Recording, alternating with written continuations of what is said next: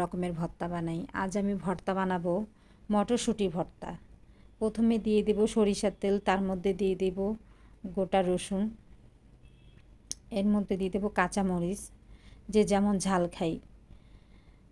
তার মধ্যে দিয়ে দিলাম পেঁয়াজ কুচি। পেঁয়াজ কুচিটা দিয়ে একটু নাড়াচাড়া করে নেব। তারপর দিয়ে দেব মটরশুঁটি।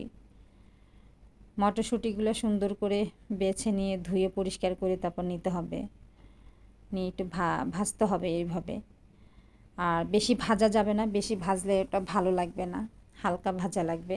ভাজার পরে একটু পানি দিয়ে দিব, পানি দিয়ে সিদ্ধ করে দেব। তার আগে একটু স্বাদ মতো লবণ দিয়ে নিলাম।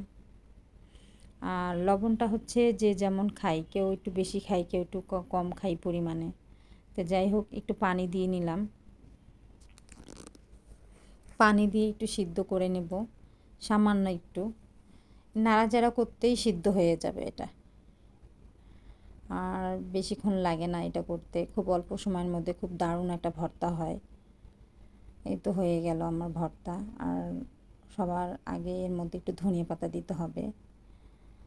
আর ধনিয়া পাতা দিলে তো ভর্তার টেস্টটাই একদম অন্যরকম হয়ে যায়, খেতে খুব ভালো লাগে। দিয়ে দিচ্ছি একটু ধনিয়া পাতা। আমি একটু ধনিয়া পাতাটা একটু স্টাইল করার জন্য উপর থেকে দিচ্ছি। তো যাই হোক, ধনিয়া পাতা দিয়ে আর একটু নাড়াচাড়া করে নিলাম। তো হয়ে গেছে আমার মটরশুঁটি ভর্তা রেডি। এখন আমি এটাকে পাটায় বেটে ভর্তা বানাবো। কখনো নিজে পাটায় কিছুই বাটি না, মশলা টশলা এগুলো কিছু বাটি না, আমার কাজের বুয়া বেটে দেয়। তা আমি নিজ হাতে আজকে ভর্তা বেটে বানাচ্ছি। খেতে দারুণ লাগে।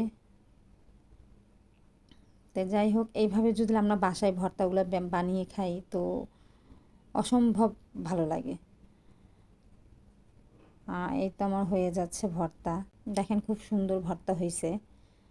তো কার কার এই ভর্তাগুলো খেতে ভালো লাগে কমেন্টে জানাবেন। আর আমার ভিডিওটা কেমন লাগলো এটাও কমেন্টে জানাবেন।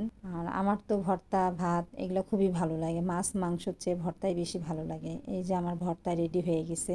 আজকে আমরা সব খাবার আছে, মাছ মাংস সবই আছে, সবজি, তার সাথে ভর্তাটাও অ্যাড করে নিয়েছি। তো আল্লাহ হাফেজ।